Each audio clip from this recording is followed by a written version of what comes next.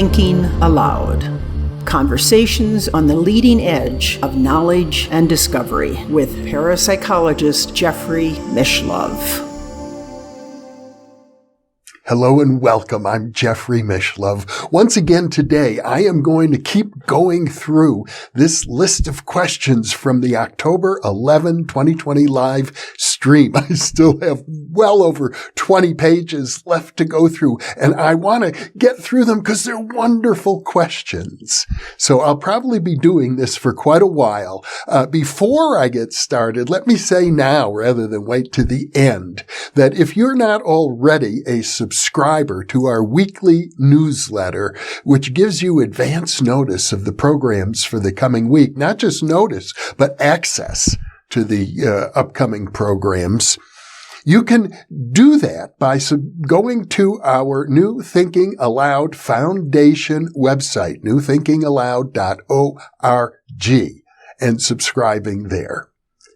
And New Thinking Aloud is all one word. Now, Design Ideas asks me, if you could go back 5 years, what advice would you give to your younger self? And my wish for you viewers is that you could have had as good a last 5 years as I've had, because as I look back, I have to say these are probably the best 5 years of my life. And I can only tell myself, enjoy every moment of it because it's going to be great. Rebecca Scheibel asks, what is a Luciferian? There seems to be drastically different meanings for that term. And yes, indeed, because for some people, typically fundamentalists of different religions, Lucifer is a fallen angel and a dark evil figure. Anything Luciferian is to be avoided. On the other hand, one sees, for example, in the theosophical traditions, Lucifer is seen in a different light. Lucifer is considered a god of light.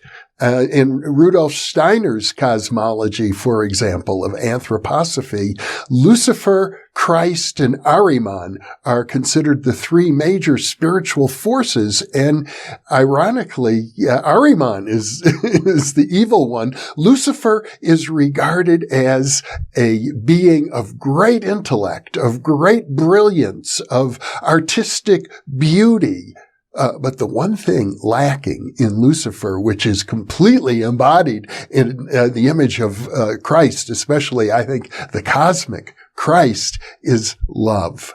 So Lucifer is devoid of love, but full of many other wonderful qualities in theosophical and other esoteric and occult traditions. Tomas Kafka asks, do you think there is a way to combat alien abductions? Well, that's a very good question, Tomas. And the first thing that comes to mind is a conversation I had many years ago with a UFO contactee. His name is on the tip of my tongue, but I've actually done a earlier monologue about this fellow who is the founder of Planetary Citizens. His first name is Donald. The next name will come to me. A very active fellow in the World Federalist Association. I'm going to link to the monologue, and actually I should point, this is the hot links occur on the right of your screen, to the earlier monologue about him. And he told me he's met with the Galactic High Command. This is back in the, I think it was probably the 1980s, and, mid 1980s is my best guess. And at that time he said the Galactic Command was going to put a stop to these abductions. I don't know whether or not it's happened since then. I think if you check the literature, you will see that, well, Whitley Strieber, as I recall, reported his encounters. I don't know if abduction is quite the right word, although he claims to have been damaged physically, bodily, by an anal probe. And so it might as well have been an abduction. And as I recall, that was the mid-1980s. So I have to say that Donald's prediction was untrue, but it does seem to me to be the case that it's out of our hands. We humans don't seem to have the means to deal with it, and maybe we need some help in that regard. And maybe to a certain extent, the reported abductions are actually not what they appear to be. They might be something else. I mean, there's certainly some literature that suggests that it's related to such things as sleep paralysis. So there may be ways of addressing conditions that might simulate an alien abduction, but aren't actually. But in terms of actual alien abductions, to the extent that they do occur, one can only assume that they are being executed by beings who are beyond our ability to control. The Warden Post says, "Why did you try to discredit Dr. Jorjani as a warmonger?" And at this point, I can only say that Dr. Jorjani has called for the annihilation of Chinese civilization and also Sunni Muslim civilization. So, what I will do is include some links right here to quotes of his that he posted on the web, on other interviews that he did, and you can judge for yourself. I want to say this. I still am very fond of that man. I had a long relationship with him. We've done 37 interviews together. Everything I have ever said positive about him, I still hold to be true. I do think that he is deserving of financial support and encourage people to visit the GoFundMe page that I've set up for Dr. Jorjani. But I am 100% opposed to the idea of annihilating Chinese or Sunni Muslim civilizations.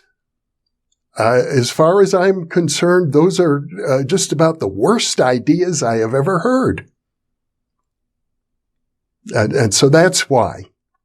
But, in a larger sense, I realize I've expressed on this channel many times that I feel a love for the whole universe. I feel a connection to the whole universe. I am part of the whole universe, and the whole universe is part of me. So, as bad an idea as I think it is to advocate the annihilation of a major civilization on this planet, it's hard for me to even imagine a worse idea, although I'm sure if we were to talk to Jason, he would say he anticipates an alternative that might be worse, like we could be annihilated.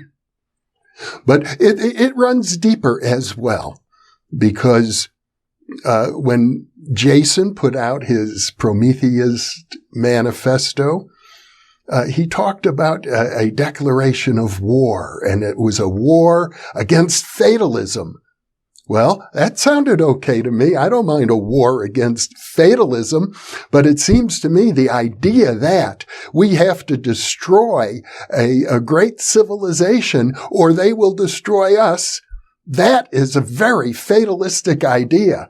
And if I were declaring a war against fatalism, I wouldn't be endorsing such an idea. I would be opposing such an idea. If you're in favor of peace, and I am, then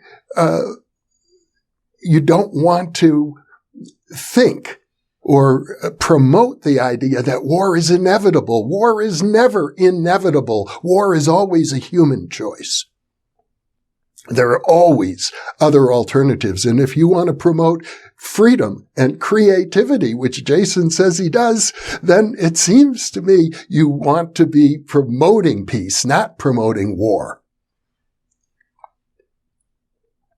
Oleg Litvinenko asks, what is your opinion on the writings of Nickolas Roerich and Helena Blavatsky about their books on Agni Yoga? Have you read it? If yes, what is your opinion? I have not read the books on Agni Yoga, but I do know this. My mentor, for whom I still have great affection, my late mentor, Arthur M. Young, who died in 1995, studied Agni Yoga, and as I recall, was a practitioner of Agni Yoga. So from what little I know about Nickolas Roerich and Helena Blavatsky and Agni Yoga, my inclination is to be positively disposed. Here's a name I cannot pronounce. Zyxevn, Zixevin, says, the scientific method is based on exact models, physical evidence, and universal repeatability. Can we ever apply this to the paranormal? Well, I suppose you could say that that's the scientific method as it goes for physics.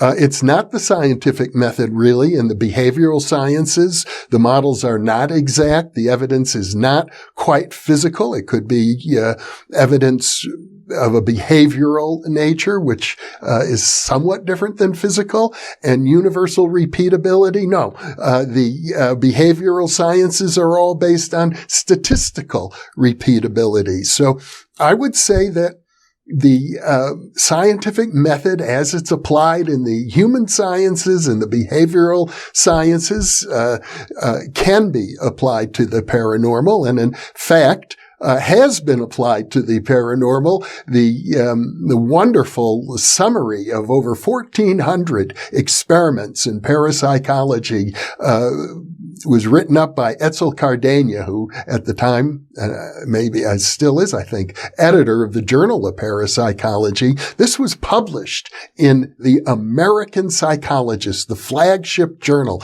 of the American Psychological Association, in August 2018.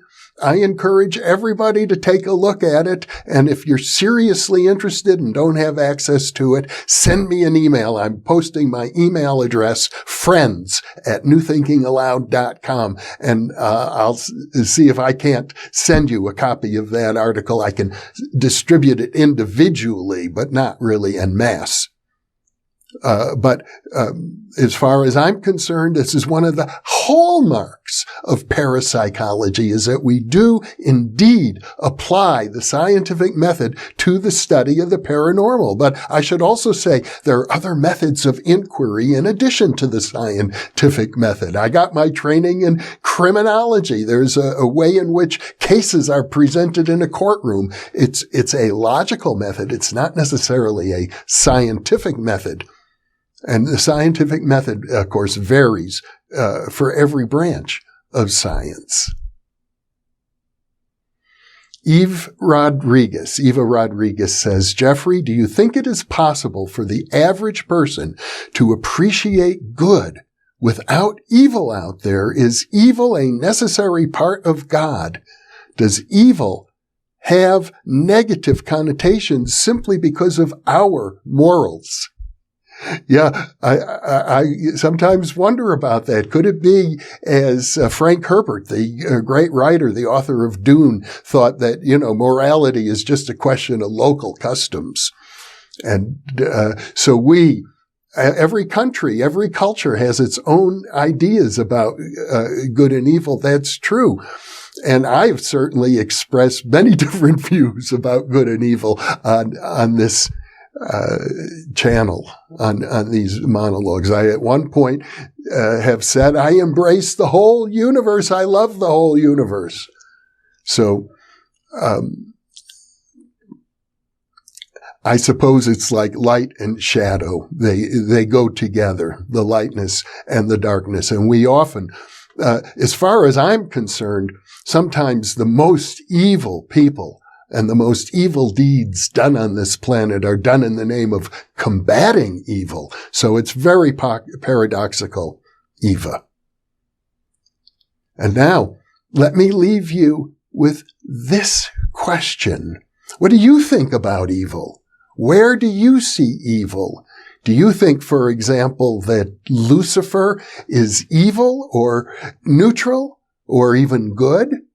How do you judge these things? Where do you get those judgments from? Are you the inheritor of a certain cultural or social viewpoint regarding good and evil? I'll leave you with those thoughts, and thank you for being with me.